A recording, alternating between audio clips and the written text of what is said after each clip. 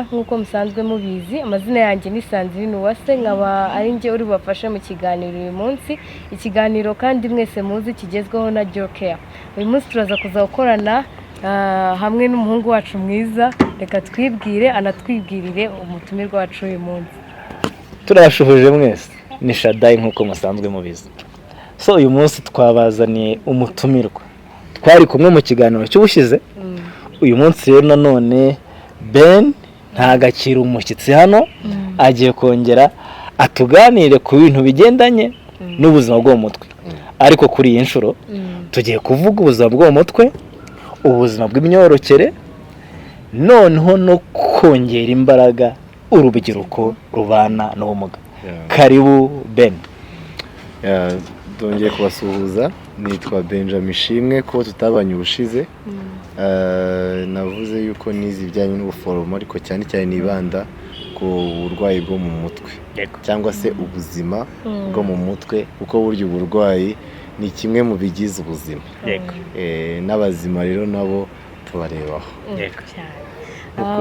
Nk'uko mugenzi wacu yarabivuze ingingo y'uyu munsi turaba turi kuvuga ku buzima bw'imyororokere, ubuzima bwo mu mutwe hamwe no guha imbaraga urubyiruko rufite ubumuga.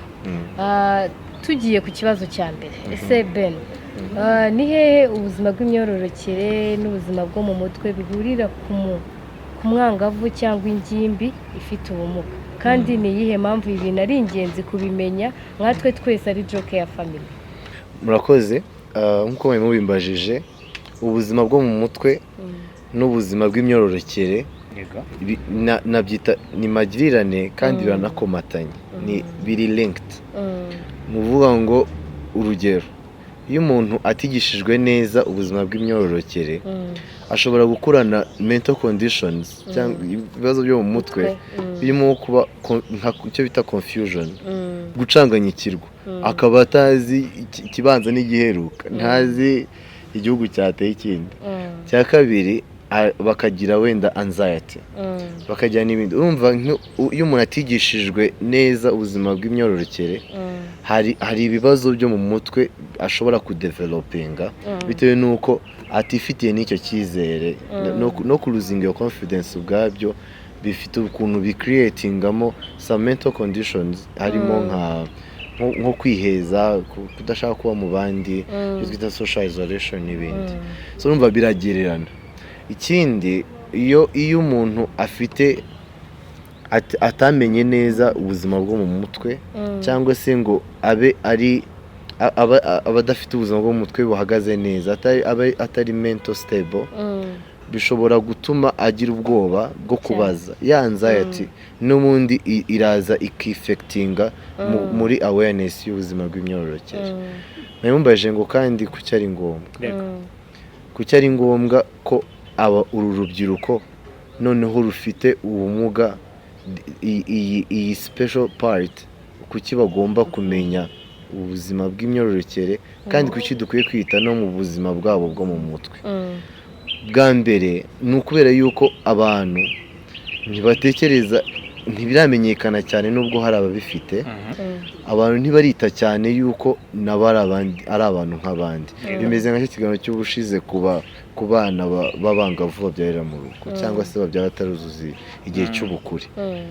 Usanga nabo ubwabo ntituramenya yuko ari umuntu nk'undi, nubwo atumva, nubwo afite ubumuga bwo kutumva, ariko mu by'ukuri ushobora kumucommunicatinga mu bundi buryo ukamufasha. Nawe akeneye kumenya ubuzima bwe bw'imyororokere. None se kuba tumva bivuze yuko umubiri we udahindurwa? None se ntimubona nyine ko bakura bakagira ubwanwa, akagira amabere, agakura nk'abandi bose? Ese kuba ubumuga, kuba umuntu afite ubumuga ntibikuraho yuko akeneye gufashwa mu buzima bw'imyororokere cyane kandi no mu buzima bwo mu mutwe ku bijyanye n'ubuzima bw'imyororokere. Urakoze cyane ku buryo udusobanuriye, ariko ubu noneho reka tuganire turebe ngo ni iki noneho twe twakora kugira ngo twigishe ba bana bafite ubumuga kugira ngo babashe gusobanukirwa, kumenya neza ubuzima bw'imyororokere ndetse n'ayo makuru bayabone hafi. Ikindi ese haba hari imbogamizi bahura nazo mu kubona ayo makuru? ikintu cya mbere tugomba gukora kugira ngo aba bantu bamenye uru rubyiruko rwacu narwo rwige ubuzima bw'imyororokere nubwo bafite ubumuga. Bwa mbere hano kuri Joker iki turi gukora iki ngiki ni uburyo bwa mbere kwigisha binyuze mu mbuga nkoranyambaga mu buryo bw'amashusho n'amajwi audio visual ushobora gukorwa mu month to month, word of month, kuba uri kumwe n'umuntu kahise wari uzi ubuzima bw'imyororokere ese ubyumva ute kugira ngo wumve mental stability, mental condition yiwe muri ubwo buryo. Bwa mbere rero ni ukubyiga, ni ugucreatinga awareness, abantu bakagenda bamenya ko ibyo bintu bibaho kandi bakabyiga. Ikindi nabo ubwabo bakwiye kwibariza, kwiga uburyo bashobora communicatingamo n'abantu. Reka mbabwire ntabwo sign language iraba viral cyane, bimenyekane cyane, abantu bayimenye, tuyivuge nk'uko tuvuga icyongereza n'ikinyarwanda, ariko buriya nabo ubwabo barimo baratwumva, bakwiye kumenya uburyo bagomba communicatingamo, bakabaza, bagashakisha uburyo bamenya ku bijyanye n'ubuzima bw'imyororokere n'ubuzima bwabo bwo mu mutwe, bakabimenya muri rusange. Tutirengagije yuko harimo n'ababa bafite ibindi bibazo by'ubuzima bwo mu mutwe bikaba byarabaye ubumuga, bibaho, ariko nabo bafite ubundi buryo buri special baba communicated in, bakaba bakwigishwa, bakaba banafashwa muri rusange. So imbogamizi rero bajya bahura nazo mu myigire yabo nuko abarimu n'abaganga, reka twivuge, natwe ubwacu usanga tutaranamenya n'iyo sign language, cyangwa se ntituranamenya n'uburyo bwo kubafatamo nk'abandi. Byaba bitangaje ugasanga ari nk'umwarimu wenda utazi yuko kuba umwana afite ubumuga bw'ingingo hazashobora kubyara. Ushobora gusanga hari abantu baba batabizi, ariko buriya hakwiye kubaho kwigishwa. Imbogamizi bahura nazo rero nuko nyine tutabizi, niyo mpamvu tugomba kubigisha. Ikindi kandi no kuba abantu bafite ukundi kuntu babafata naho baje kwigira, ntabwo facilities zibafasha mu buryo buri physique. Usanga ahantu hari amayesikariye kandi umuntu afite ubumuga butamwemerera amayesikariye, haracyarimo imbogamizi nyinshi, ariko nanone bishobora gukosoka cyane. Kandi urakoze cyane, nk'uko wari ubivuze, birareba abarimu, birareba ababyeyi, birareba natwe tubana nabo rubyiruko rufite ubumuga. Ariko dukomeje kuri iyo ngingo, nka Joker dukora ubukangurambaga cyane cyane ku rubyiruko rufite ubumuga, yaba kubigisha ubuzima bw'imyororokere cyangwa ubuzima bwo mu mutwe. Ese ni iki bo ubwo rubyiruko rwakikorera? Ni ubuhe buryo ubwo rubyiruko rwakikorera kugira ngo rwikorere ubukangurambaga mu buryo bwo kugira ngo bamenye amakuru cyangwa bamenye ubwabo ku buzima bw'imyororokere cyangwa ku buzima bwo mu mutwe? Bwa mbere nk'uko nabivuze, harimo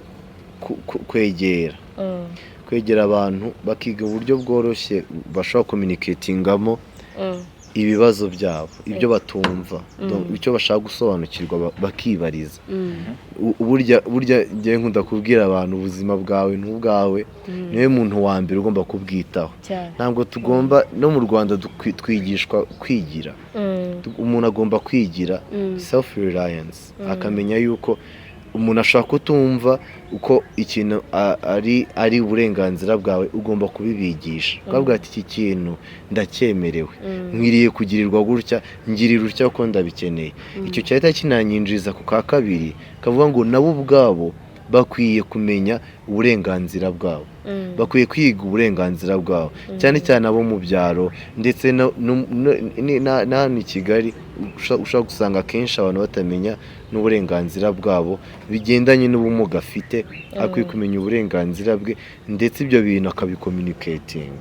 So harimo kugira ngo basange abantu bagomba kwiga, bagomba nabo ubwabo kwiyitaho, kwihagarara, self empowerment, ubwabo bonyine bakishyiramo akanyabugabo, bagasohoka hanze, bakava mu byumba bakajya kwihisha. Turabakunda kandi turabyemera, n'abantu bari they are unique, they are special. Ntabwo ari impamvu yo kubashyira hanze, nabo ubwabo si impamvu yo kwishyira hanze. Ubwabo bagomba gusohoka hanze bagashakisha ubumenyi ndetse bakamenya ibijyanye sinzi mba ngisubije icyo barumbaje nije cyane kandi cyane cyane urubyiruko bagomba kumenya n'uburenganzira bafite, the rights they have.